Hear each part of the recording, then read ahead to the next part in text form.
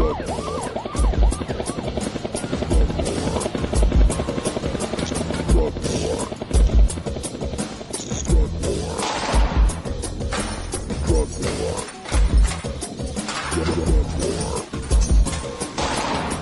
of the most disturbing elements of the Prohibition War is how it's made police the enemy of otherwise law-abiding cannabis consumers. Fortunately, one group of police officers knows the futility of prohibition and reaches out to educate the community and current law enforcement. Today, the Russ Belville Show visits with another speaker from Law Enforcement Against Prohibition with one clear message: cops say legalize drugs. Welcome back, everybody. 30 after the hour, and for Cops Say Legalize Drugs on this eve of the election, we've got one of my favorite people. Diane Goldstein is on the line. Diane, welcome back. Thanks, Russ. Really appreciate everything you've been doing up in Oregon, and I'm glad I've been able to at least contribute a little bit. Oh, I'm glad so, too. Thank you so much for your contribution to our fight against Kevin Sabet's Oregon Marijuana Education Tour. It got written up in the New York Times. I don't know if you saw that. Oh, actually, I didn't. Interesting. Yeah. I'll go back and take a look. Yeah, I wish they didn't mention me by name or anything, but they did get a quote from Sheriff Tom Bergen saying, "The potheads don't have jobs. That's trying to legalize is all they do." So there we go. Oh, sigh. I know. You know, it's just beyond. I think it's been very frustrating watching the election this year from my standpoint, because it's almost like, you know, the whole Gandhi quote: first they laugh at you, and then, they start lying about you. Mm-hmm. And the lies, the misinformation, the acts of omission have been so stunning across Alaska, D.C., Florida, and in Oregon in particular. And I don't know if this is just one of those things that they're just throwing Hail Marys and hoping that something sticks. Is their strategic plan? Yeah, that's what it seems like. Now, I wanted to get you on the show here. You're down in California, and everybody's talking about Alaska and Oregon and Florida and all these D.C. and these votes that are going on. But California's got an important vote, too, that's kind of sliding by people's radar here. Let's talk about Prop 47. You know what? I'll tell you, I was just at a Prop 47 function this last week, a little fundraiser, and it's polling at 59% to pass at this point. So Prop 47, what it does, it's a decriminalization law. It is not a legalization law. And as much as I hate incrementalism, I think this proposition is vitally important. The two proponents are George Gascon, who is the district attorney of San Francisco, who's a retired Los Angeles Police Department deputy chief, and I think he was a police chief at a couple other agencies, and Bob Lansdowne, who's the retired police chief from San Diego PD. And their frustration has been that they have tried to promote policy reform within the legislature, but the California police chiefs, the California narcotics officers, and all the other cops have basically stymied dealing with this issue of mass incarceration in California. And so they did this initiative, which basically reduces any drug possession to misdemeanors. Now, what's interesting about this is no different than, I believe, something like 13 other states have this type of laws, which includes, petty thefts and forgeries. But what's amazing is that if this passes, this is the first time a state has actually rolled back felonization. So we're trying to turn the tide back to being smart on crime versus being tough on crime. Now, I know the politics down there in California, you face the mighty prison guards union down there. They got a lot of sway in Sacramento. How is this able to stand at 60% right now when they're probably throwing everything they got against it, I'd imagine? Yeah, it's really interesting is the against folks have not been very well funded. Now, what they're hoping is that all the law enforcement associations and unions are, publicly proclaiming no on 47, but they aren't putting their money where their mouths are. It's kind of different than what the Oregon sheriffs have done.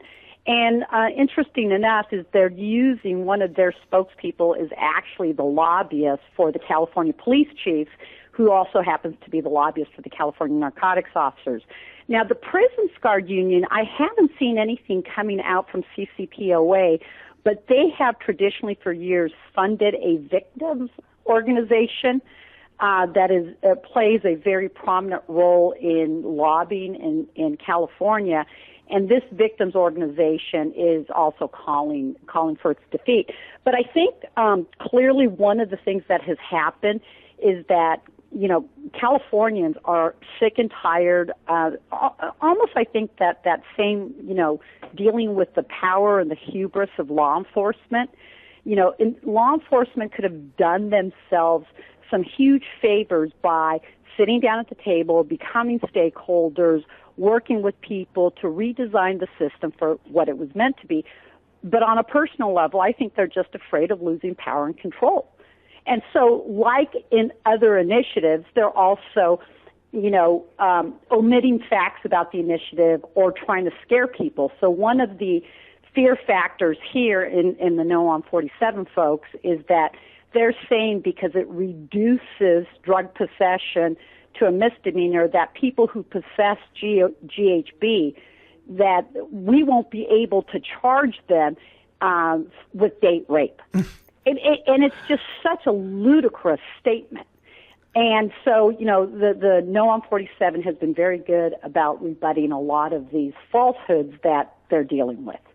Yeah, Prop 47 in California, the defelonization measure. We're talking with Diane Goldstein, a board member with Law Enforcement Against Prohibition. So look, it's looking good. You say the polls are looking good for this, for 60%. And this would then dovetail into what everyone is looking for 2016, a legalization push in California. And what do you think the effect of the 2014 midterms are going to be on California 2016? You know, given the choices of, you know, Oregon and Alaska pass versus Oregon and Alaska fail, how do you think that might affect California? So here's the thing that concerns me. I personally think I'm very optimistic about Oregon, and I'm very optimistic about D.C. with 71. I think Alaska and Florida are still kind of toss-ups. And so one of the things that concerns me is, you know, if 2 out of 4 pass, we can call it a draw with the anti-prohibitionists. But if more lose, it's going to make it much more difficult in California to, I think, really focus and move forward. I think we're still going to do it. We're still going to have a 2016 initiative.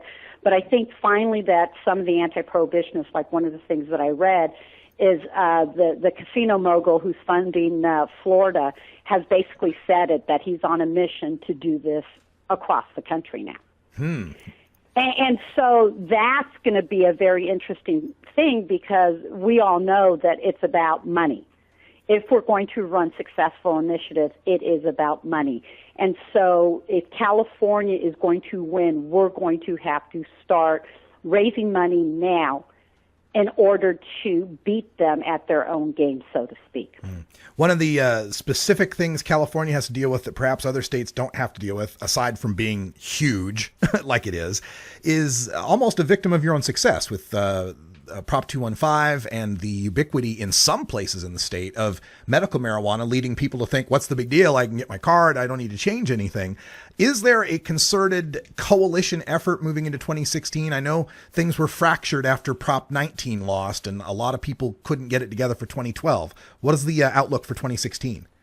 You know what? I think that it's a very positive outlook. You have the Coalition for Cannabis Policy Reform that is taking steps now to try to work as a coalition partner with both the Marijuana Policy Project and with the Drug Policy Alliance. And so CCPR, you know, has representatives from LEAP, from SSDP, from NORML, from Emerald Growers Association, you know, the ACLU. So everybody's talking right now. And I think what's going to happen is we will be talking and setting strategies and doing kind of a division of labor and seeing who's going to do what But at this point, I believe that everyone's going to be working well together because our eye's on the prize. You know, is we understand that if California fails in 2016, it really is going to impact, I think, the rest of the United States. You know, and interesting, so we'll have to have this conversation after the elections. If Prop 47 passes, and in California there's a lot of small local initiatives being done, and a lot of them are polling real well. One of the things that I think is really important is we've had some success as drug policy reformers in California in pushing back against the influence of law enforcement in this last year. If Prop 47 passes, it is stripping away influence from law enforcement that is badly needed in California and across the United States. All right. One last topic here, since we talk to you a lot and you often give us your perspective on how police should be peace officers. That kind of got thrust into the national spotlight with the events in Ferguson. I've talked to other LEAP speakers about this and how the drug war contributes to actions like what we saw in Ferguson from the police or in NYPD stop and frisk and so forth, even when the cases don't directly involve drugs. Any comment? Yeah, did you see my latest on, as I'm calling it, T-shirt gate? Oh no, I haven't. Oh, the fuck the growers T-shirt. Yeah, yes. Exactly. So I have an article published that basically it's called "Cops Gone Wild," T-shirt gate, and the culture. It's really the culture of ignorance, and it's a really important article because the mainstream media just focused on the shirt. Oh my God, this guy's wearing a profanity-laced shirt. And what I focused on is, the guy has now been identified as a supervisor by Americans for Safe Access. And what I focused on was the culture of law enforcement and very specifically the culture amongst narcotics officers. And so that statement, which is what I believe because I've seen it, they heard that statement, fuck the growers. Okay, they heard that in a training that's been conducted by the